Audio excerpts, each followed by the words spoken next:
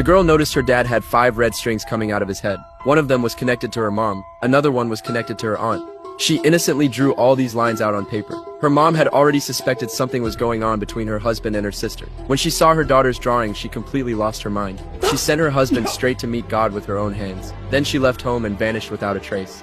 As the girl grew older, Ellie slowly started to understand what the lines actually meant. They connected people who had slept together. Some people were only connected to one person. Others were basically connected to half the city. Even scarier, Ellie was the only one who could see these secrets. But she quickly realized this ability could get her killed. So she chose not to look and not to speak. She even tried to stop breathing just to escape from it. But every time she failed, until one day she made up her mind. If she couldn't die, then she'd figure out where these lines came from. She'd find the one who created them. She was going to find a way to make it all go away. Just then there was a knock at the door. A new neighbor had just moved in, bringing some fruit to say hi. Ellie hid inside her apartment and didn't say a word. The neighbor told her to make sure she ate the fruit before it went bad, then left. That night, the news reported another murder. The reporter mentioned this happened right in Ellie's neighborhood. It was the 3rd case of a woman living alone getting killed. The police had made no progress. The case was stuck.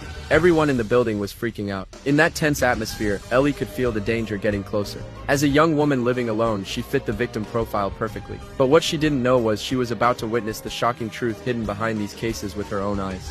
Her eyes were suddenly caught by a detail in the news footage. That guy wearing the helmet. There was only one red thread coming out of his head. It's rare to see someone with hundreds of red threads, but Ellie knew having just one red thread didn't mean someone was harmless. Sometimes it meant the opposite. You had to be extra careful. Right then she heard the sound of a motorcycle engine downstairs.